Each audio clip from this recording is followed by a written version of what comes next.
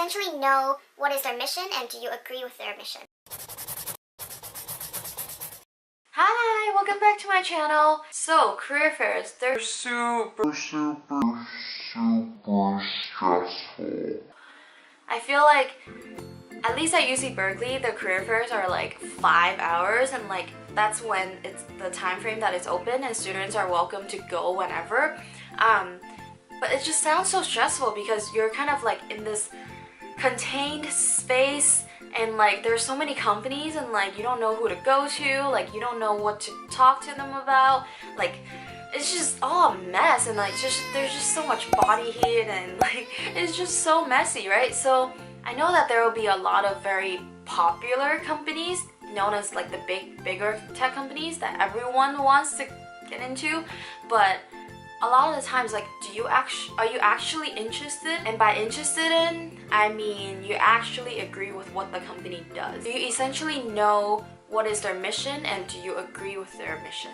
This is where I feel like a lot of people don't really know about this, is it really worth it to line up for like an hour just to talk to a recruiter or someone who works at a big company for like 2 minutes, 3 minutes, because they have a really long line. You're betting an hour of time, where in that hour of time you can talk to so many other companies, right?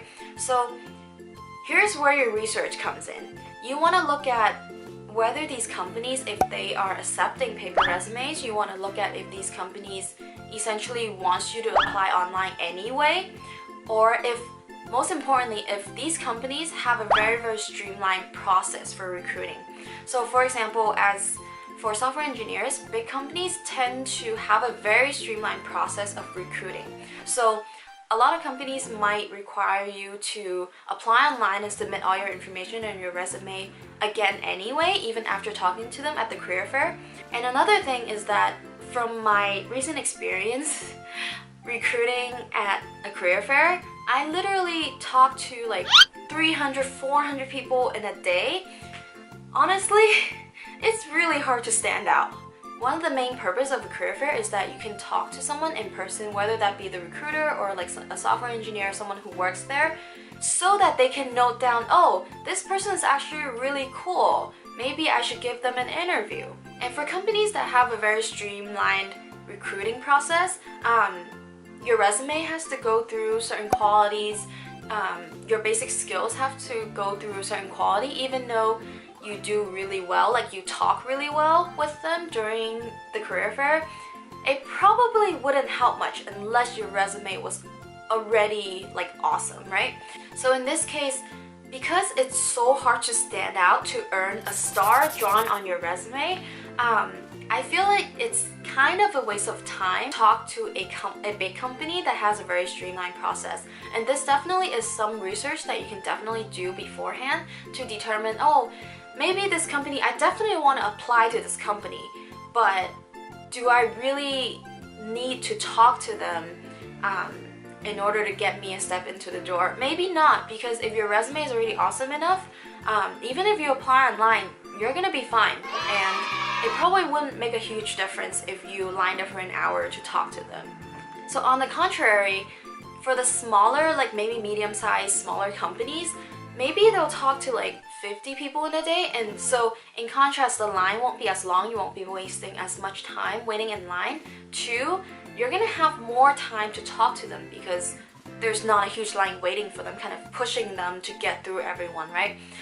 So the advice there is, don't necessarily go to the big companies because they're the big companies, and of course you want to work for them, but also understand their limitations on their recruiting process, because if it doesn't help you much, don't waste an hour standing in line just so you can either hand them a resume, or maybe some companies are not even accepting paper resumes because essentially you're gonna have to apply online anyway, so maybe they don't even want to hold your resume.